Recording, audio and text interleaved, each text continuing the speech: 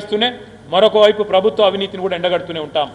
నిన్నగాక మొన్న హైదరాబాద్ సెంట్రల్ యూనివర్సిటీలో 400 ఎకరాల భూమిని, అటవీ భూమిని ఇవాళ బ్యాంకులకు కుదబెట్టి పైసలు తెచ్చినామని చెప్పి నిన్న పిసిసి ప్రెసిడెంట్ మహేష్ గౌడ్ గారు చెప్తున్నారు. కానీ మళ్ళీ ఇంకా కూడా స్వయంగా పిసిసి అధ్యక్షుడే చెప్తుంటే కుదబెట్టినామని ఏం లేదని చెప్పి ఇంకో మంత్రి గారు మాట్లాడుతూ ఉన్నాడు. ఫస్ట్ కాంగ్రెస్ వాళ్ళు కూర్చోండి ఒక కాడ, కుదబెట్టినరా, అమ్మినరా, లేకపోతే మొత్తం దోసుకున్నారా, ప్లాట్లు కొట్టి మొత్తం లోపలనే కొట్టేసినరా, ఇది ఏందో కానీ మీరు మాట్లాడుకొని స్పష్టంగా బయటికి రండి, ఏం చెప్పదలుచుకున్నారు. మేము స్పష్టంగా ఆరోపిస్తూ ఉన్నాం.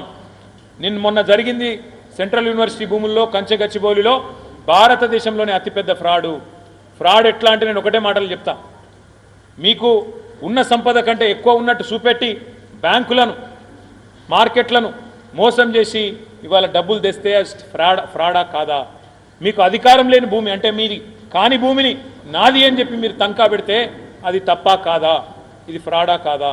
అందుకే కాంగ్రెస్ పార్టీ నాయకత్వాన్ని నేను అడుగుతున్నా. మీరే అసెంబ్లీలో చెప్పినారు మొన్న మేము కుదబెడుతున్నామని, నిన్న పిసిసి ప్రెసిడెంట్ చెప్తున్నాడు కుదబెట్టినామని.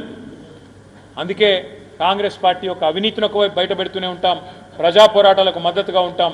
మా పార్టీ మరొక 25 ఏళ్ల పాటు చెక్కు చెదరకుండా ఉండే విధంగా సుశిక్షితులైన కార్యకర్తలను, సైనికులను తయారు చేసుకొని ముందుకు పోతాం.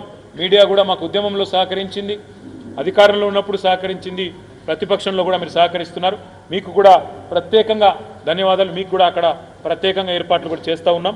కరీంనగర్ నుంచి వచ్చే వాళ్ళకి, హైదరాబాద్ నుంచి వచ్చే వాళ్ళకి కూడా ప్రత్యేక ఏర్పాట్లు కూడా చేయడం జరుగుతుంది. కమలాకర్ గారు, జీవి రామకృష్ణారావు గారు ఆ ఏర్పాట్లన్నీ కూడా చూస్తారని చెప్పి కూడా